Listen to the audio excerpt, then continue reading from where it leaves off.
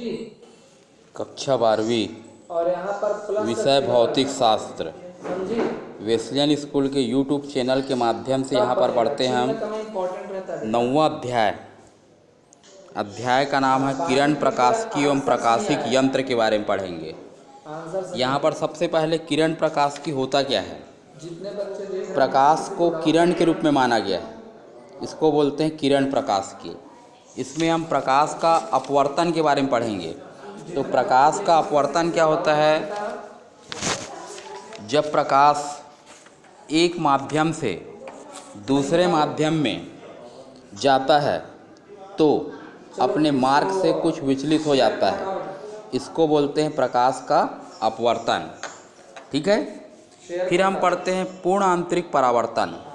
पूर्ण आंतरिक परावर्तन क्या होता है, देखिए। अब बाकी बच्चे जब प्रकाश किरण सघन माध्यम से विरल माध्यम में प्रवेश करती है मेरे लिए और आपतन कोण का मान क्वेश्चन क्रांतिक कोण के मान से अधिक होता है, नंबर 2 तो प्रकाश किरण नंबर 2 का परावर्तन के नियमों का पालन करते हुए एक माध्यम से दूसरे माध्यम में परावर्तित हो जाता है।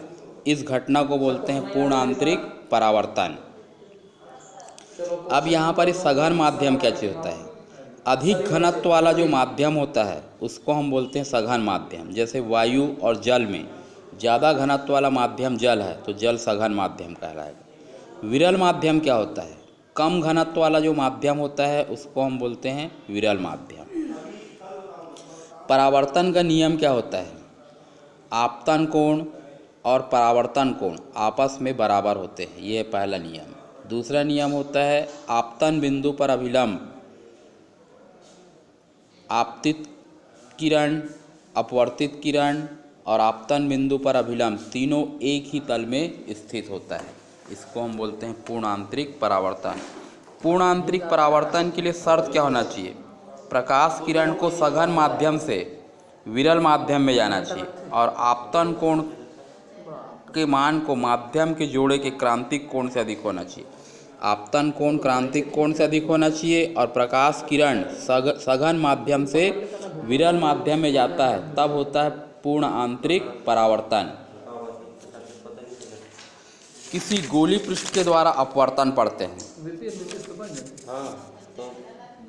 ये देखिए प्रकाश का अपवर्तन। जब प्रकाश एक माध्यम से दूसरे माध्यम में जा रहा है तो अभिलंब की ओर थोड़ा सा झुक गया, इसको बोलते हैं प्रकाश का अपवर्तन। अपवर्तन के दो नियम हैं, आपतित किरण, अपवर्तित किरण और आपतन बिंदु पर अभिलंब तीनों एक ही तल में होना चाहिए। और किसी माध्यम का अपवर्तनांक जो होता है आपतन कोण की ज्या और अपवर्तन कोण की ज्या के अनुपात के बराबर होता है। 3 टॉपिक यहाँ पर एक साथ पढ़ेंगे हम, प्रकाश का अपवर्तन, पूर्ण आंतरिक परावर्तन और गोली पृष्ठ पर अपवर्तन, तीनों एक ही मिल जाएगा एक ही टॉपिक में। आप कैप्स में 3 मान दिया होगा, तीनों को एक ही करके लिखेंगे यहाँ पर। ये देखिए पूर्ण आंतरिक परावर्तन, ये प्रकाशिक तंतु है। प्रकाशिक तंतु होता क्या है, प्रकाशिक तंतु एक ऐसी युक्ति है जिसकी सहायता से प्रकाश सिग्नल को सीधे या टेढ़े मेढ़े मार्ग से अल्प दूरी या लंबी दूरी तक भेजा जा सकता है, ये कहलाता है प्रकाशिक तंतु। ये इस प्रकार से होता है, देखिए ये पतले पतले बारीक बारीक बहुत सारे रेशों से मिलके बना हुआ होता है।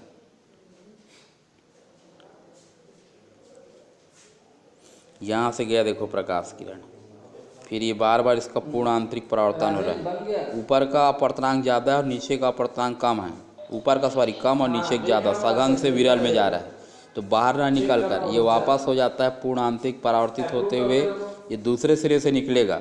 तो प्रकाश की तीव्रता जितनी पहले सिरे पर थी उतनी ही दूसरे सिरे पर भी होगी। ये देखिए गोली पृष्ठ अपवर्तन, ये एक उत्तल गोली पृष्ठ है, ये है इसका मुख्य अक्ष। मुख्य अक्ष पर एक वस्तु रखी हुई है जिसका प्रतिबिंब देखना है। ये अभिलंब केंद्र से गुजरने वाली रेखा, ये आपतित किरण है, माध्यम बदलने का अभिलंब की ओर झुककर मुख्य अक्ष को आई पर मिलता है, तो वस्तु O का प्रतिबिंब I पर बनता है। आपतित किरण मुख्य अक्ष के साथ अल्फा कोण, अपवर्तित किरण बीटा कोण और अभिलंब बना रहा है यहाँ पर थीटा कोण। ठीक है, पहला गलत। ये स्नेल के नियम से फिर इधर हो गया 5 एक माध्यम के सापेक्ष दूसरे माध्यम का अपवर्तनांक आपतन कोण की ज्या और अपवर्तन कोण की ज्या के अनुपात के बराबर। असाइनमेंट में भी है ये, तिर्यक गुणा कर दिए। आई और आर का मान बहुत कम होता है तो साइन आई लगभग आई के बराबर होगा और साइन आर लगभग आर के बराबर, रख दिए मान को। ठीक है। अब यहाँ पर हम लगाते हैं बहिष्कोण प्रमेय त्रिभुज में। तो त्रिभुज के बाहर बनने वाला कोण दूरस्थ आंतरिक कोणों के योगफल के बराबर होगा। तो आई इज इक्वल हो जाएगा अल्फा प्लस थीटा, ये देखिए। फिर इसके बाद दूसरा त्रिभुज लेते हैं I M C, I am, ये देखिए। चलो क्वेश्चन नंबर 3 इसमें शेयर को हटाओ राजेंद्र। बाहर का कोण देखो थीटा है और अंदर बनने वाला कोण आर और बीटा, थीटा इज इक्वल हो जाएगा आई ए सी, इसको लेते हैं तो theta is equal R plus beta हो जाएगा। ये देखिए यहाँ से आर का मान निकाल लिए, थीटा माइनस बीटा, पक्षांतर किए, आई का मान हो गया आर का, इसको रख रहे हैं समीकरण में। ये देखिए म्यू का अंदर, यहाँ म्यू को अंदर गुणा करके थीटा का मान निकाल दिए। अब इस कोण का मान निकालते हैं, थीटा बराबर, ये कोण थीटा है। कोण का सूत्र होता है चाप बटे त्रिज्या, चाप है पी एम और त्रिज्या है पी सी, जिसका मान है आर, ये रखा गया है मान। ये इस प्रकार से अल्फा बीटा और थीटा तीनों के मान को निकाल कर समीकरण में रख रहे हैं। देखो अल्फा का मान, बीटा का मान, थीटा का मान। ये लघुत्तम P C, P I, P O, P से ओ तक का मान, ध्रुव से वस्तु तक की दूरी u, ध्रुव से वक्रता केंद्र तक की दूरी r और ध्रुव से प्रतिबिंब तक की दूरी v, ये मान को रखें इसमें। गोली पृष्ठ के पहले का मान होता है ऋणात्मक और बाद का मान होता है धनात्मक। ये देखिए इसमें माइनस में ये निकल गया, गोली पृष्ठ से अपवर्तन। तो 3 टॉपिक एक साथ पढ़ाए गए यहाँ पर, ठीक है।